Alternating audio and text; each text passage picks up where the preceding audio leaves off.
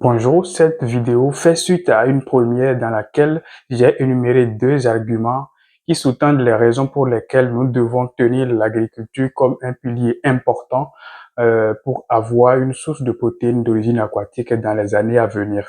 Cette vidéo vient compléter et donc va énumérer les deux autres raisons pour lesquelles cette affirmation est vraie.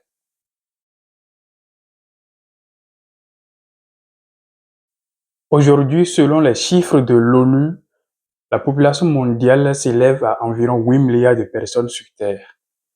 Et d'ici 2050, selon la même source, nous pourrions atteindre les 10 milliards de personnes. Ça veut dire en une vingtaine d'années, on pourrait être 10 milliards, donc 2 milliards de têtes à nourrir de plus.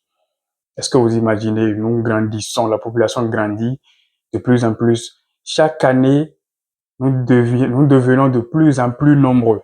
Et plus on est nombreux, plus on va manger, évidemment. Et vous imaginez ce que ça peut engendrer par la suite.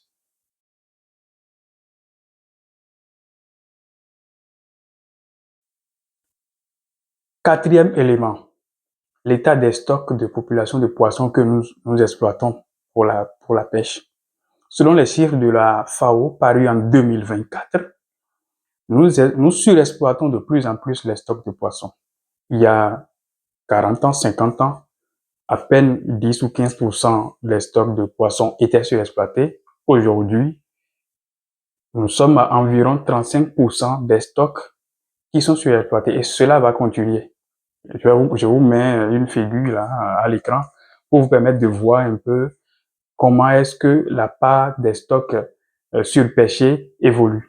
Ça veut dire qu'en réalité, si on se projette un peu, vu les moyens technologiques que déploient les pêcheurs aujourd'hui dans les eaux pour aller chercher de plus en plus de poissons, c'est que nous n'avons aucune certitude que les captures actuelles, c'est-à-dire les 91,4 millions de tonnes par an qu'on fait, on n'a pas la certitude que cette quantité sera maintenue dans l'année, dans le temps. Encore moins, plus. Donc, voyons, c'est que la pêche ne pourra pas être un élément sur lequel nous pourrons nous appuyer pour nous fournir en ressources alimentaires aquatiques pour les générations à venir. Il y a très peu de certitudes. Donc oui, le plus optimiste, c'est que nous allons plafonner à ces 90 millions de tonnes. C'est pas très rassurant quand même. Hein. Donc a priori, ce que les efforts de conservation serviront a priori à maintenir ce niveau. Mais dire aujourd'hui que la pêche va nous permettre en fait d'accroître les captures, c'est presque une illusion vu l'état aujourd'hui de nos stocks. Donc, en résumé, nous consommons du poisson presque tous les jours et ce poisson que nous consommons provient soit de la pêche ou soit de l'aquaculture. Deuxième élément, nous devenons de plus en plus nombreux sur la planète et nous deviendrons de plus en plus nombreux. D'ici 2050, on est 10 milliards. Et donc, on aura besoin de plus de nourriture.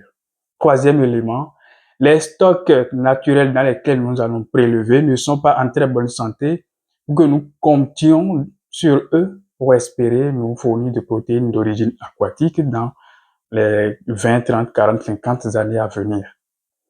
Et donc, la production est de plus en plus tenue par l'aquaculture.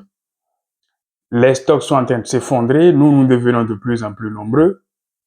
La solution, c'est rien d'autre que de continuer à produire et à mieux produire. Et mon rôle dans toute cette équation n'est pas simplement de vous informer que l'aquaculture est importante, allez débrouillez-vous et allez vous trouver comment le faire. Non. Moi, j'ai une formation en aquaculture et en gestion des ressources halieutiques. Ça fait quasiment 10 ans que je suis connecté à ces questions-là à travers le monde. Et donc, je me propose aujourd'hui comme source en fait d'idées, d'innovation dans le domaine de l'aquaculture et aussi d'accompagnement, de propositions dans le domaine de gestion des ressources halieutiques. Parce que oui, c'est pas parce qu'on peut pas compter aujourd'hui sur la pêche pour les 50 prochaines années qu'il faut dire c'est terminé, allez on ne les gère pas, il faut gérer la pêche, mais encourager l'aquaculture. Et moi je suis là pour l'encourager, éclaircir. C'est pas aussi difficile, c'est une entreprise, il y a des façons de faire et moi je suis là pour ça. Et dans les vidéos à venir, je vous ferai découvrir beaucoup de choses, mais surtout, je ne pourrai pas sonder vos pensées. Si vous êtes intéressé et si les 4 arguments que j'ai énumérés vous disent quelque chose et que vous avez envie de vous lancer ou que vous y êtes mais que vous avez besoin de quoi que ce soit pour améliorer vos productions, ben, moi je suis là. Posez les questions, contactez-moi, venez en inbox et nous pourrons discuter avec plaisir. Merci d'avoir suivi la vidéo. Lâchez un j'aime et pourquoi pas partager. À très bientôt pour une autre vidéo.